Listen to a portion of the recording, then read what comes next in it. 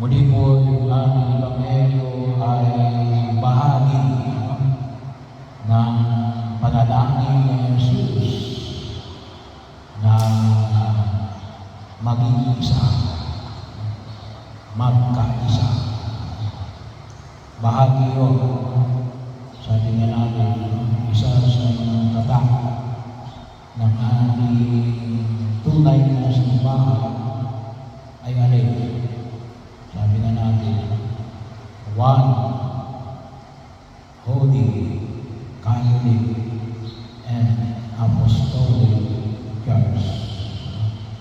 So, isa yan ay one. Napakahalaga sa atin ang usapin ng pakipagkaisa. Kaya nga yung buong Ebanghelyo ni San Juan, chapter 17, ay tumutukoy sa panalangin ng pagkakaisa.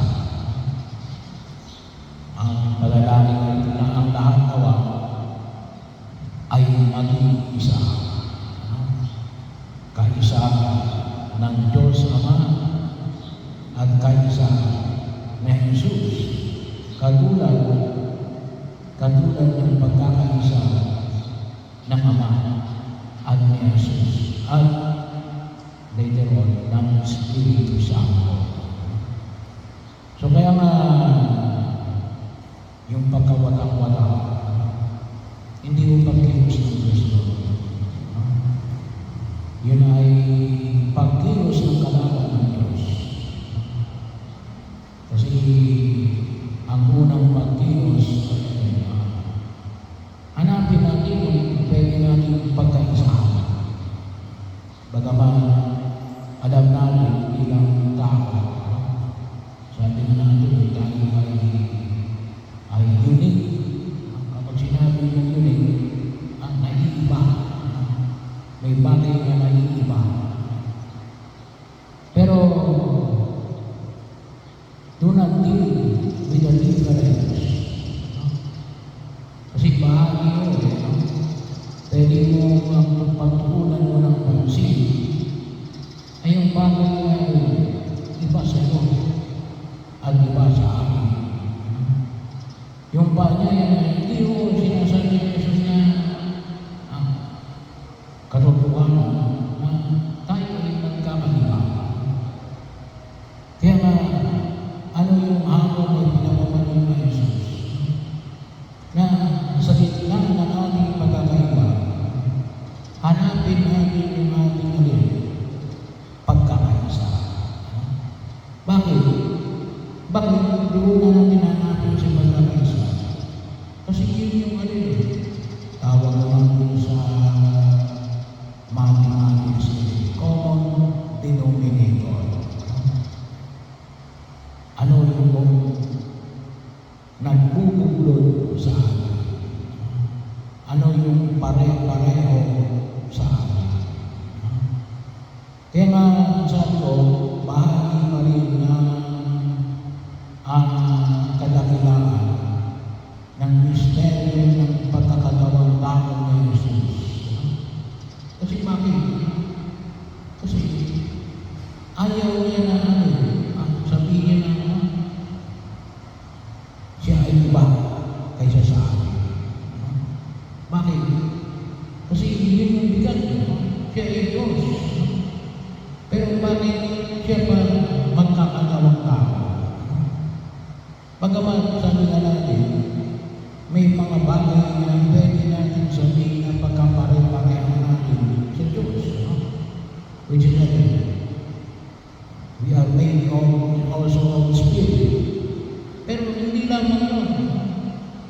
Nais ng Diyos natin na makita natin na itong Diyos natin ay ang Diyos na hindi nagdiliway.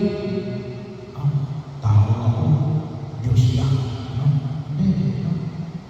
Ako'y Diyos, kaisa ako ng tao. Bakit? Nagkataon lang.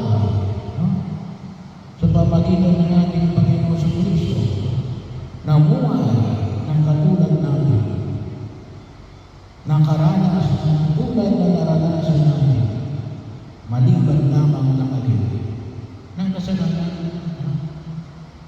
Kaya yung tanong na yun makita natin, isa ho sa mga elemento ng pagkalos ay alin? Pagkakaisa. Pagkakaisa. Hanapin natin kung saan tayo pwedeng magkaisa. Hindi yung pwedeng tayong mag-away. May mga katao gano'n naghahanap ng away. Hindi yung gano'n yung ating Diyos. Hindi yung gano'n yung gusto niyang mangyari sa atin. Kaya sabi nga rin niya, kung paano ikaw ay nasa akin at ako ay nasa iyo, anong meron sa iyo at meron sa akin? Anong meron sa Ama na meron sa Anak? At meron sa Diyos na meron sa akin?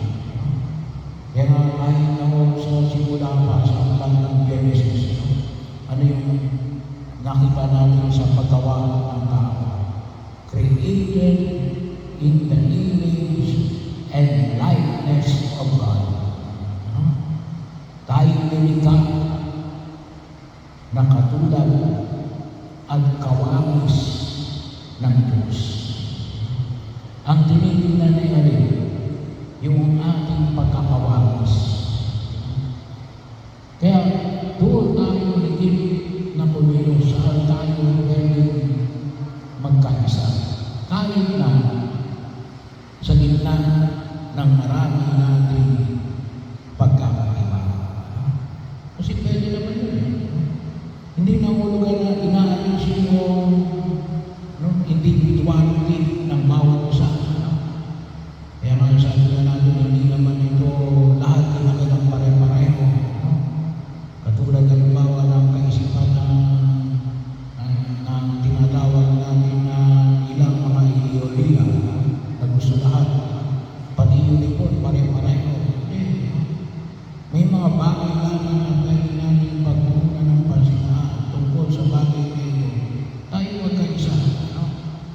Kasi pwede, hindi kasi sabihin natin, kaisa ko ang Diyos. Paano ka naging kaisa ng Diyos? Anong meron sa Diyos na meron sa Diyos? Para masabi mong kaisa ako ng Diyos. Yun ang isa. Looking for unity. At yun ang kinakailangan natin pagdarasal. Bahagi yun. Sana makita natin. Lalo-lalo hindi lamang sa sarili nating pagkilos, hindi lamang sa ating mga sarili pamayanan, maging sa ating lipunan. Ano yung pwede natin pagkaisahan? Paglabanan ng alin, yung anumang huli ng tiwali, mabahagi yun, maalis ang corruption. Sana lahat kumilos, maging ikaw man ay sa pula o sa itim o sa puti, yung kulay na hinahawakan mo, sana doon tayo magkaisa. At yun naman yung makita ko natin. Hindi yung ipagpupumili natin na ako'y naiiba sa inyo. Hindi yung gano'n yung mentalidad ng ating Diyos.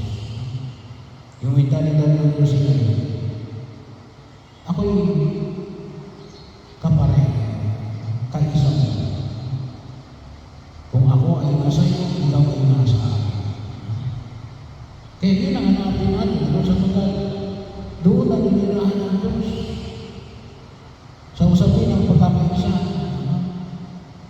Hindi sa usapin ng pagkabata-bata. Trabaho ng demonyo.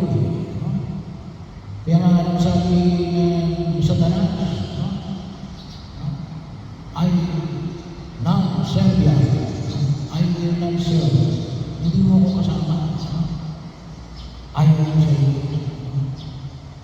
Bahagi yun.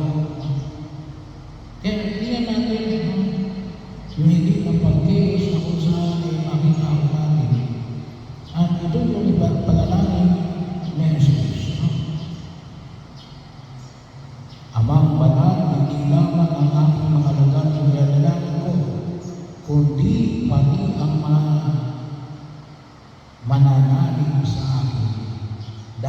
sa kanilang pahayag. Maging isa nawa silang lahat. Ama, kung paano ikaw ay nasa akin at ako'y nasa iyo, gayon din naman maging isa sila sa akin upang maniwala ang sanlibutan na ikaw ang nagsugo sa akin.